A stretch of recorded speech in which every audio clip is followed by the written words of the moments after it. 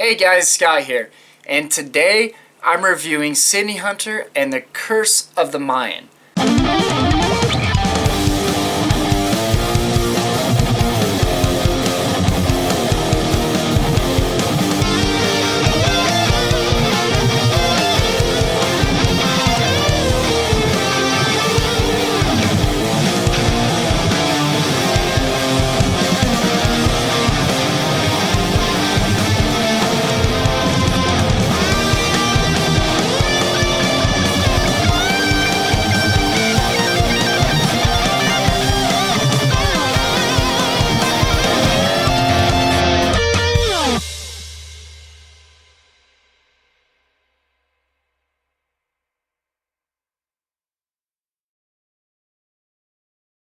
Now I have this available on my Nintendo Switch, and it is available on Steam, and it is coming to other consoles too.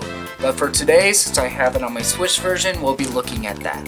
Now, in case you're wondering what type of game this is a Metroidvania, but it feels honestly like the Indiana Jones game that we should have gotten on the NES or Super Nintendo.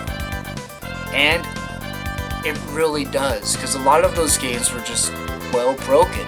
You take on the role of Sidney Hunter, who basically is a cartoonish version of Indiana Jones. He has a whip, he also has a boomerang, and other things that he uses while he explores, like jungles and ruins and things of that nature. Now, this isn't Collector's Vision's first time playing with Sidney Hunter or giving us a title with that. In fact, they've actually made their name known by creating indie titles for retro consoles, including one that I have up there called Sidney Hunter and the Caverns of Death. One thing that stands out though over those titles is just how much more colorful this game is. And compared to their previous Sidney Hunter game, this game looks absolutely gorgeous. Even though it's in an 8-bit style and it's not cartoonish, that doesn't mean that it loses any value. They bring in so much colorful things to it, and they do a really good job with its art direction, bringing life to this 8-bit adventure. Another thing that stands out to me is the music. It really reminds me of Sega Genesis games.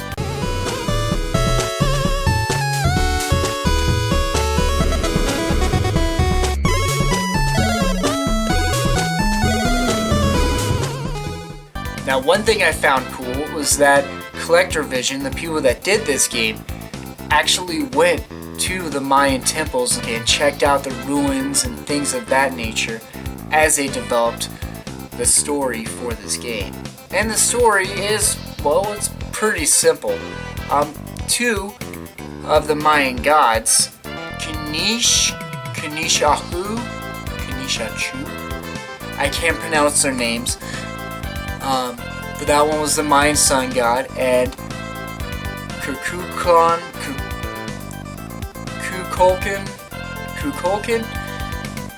he's the feather serpent god. They've broken up the Mayan calendar into 7 pieces, and they stole a bunch of idols, and they plan on freezing time.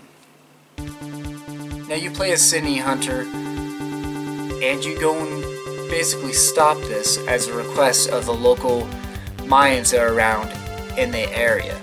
Otherwise, time will remain frozen. And this also creates tons of chaos and, the end of the world, things like that.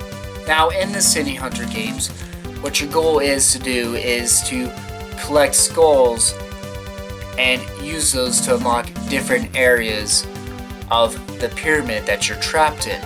You also use keys, kind of like the way you did in Doom, where you would have certain colored keys that would open up certain doors. So you're constantly exploring around and checking out different things just to find little unique objects to move on.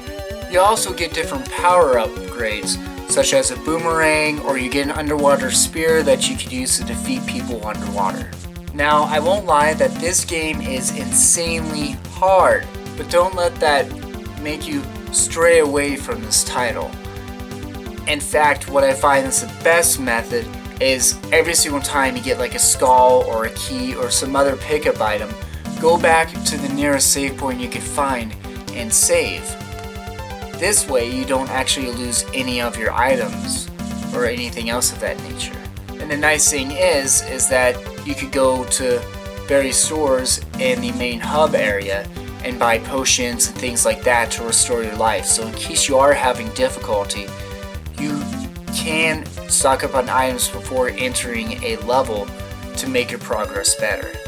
Though of course, I'm pretty sure you have to start from the beginning of each level every time you stock up on these items.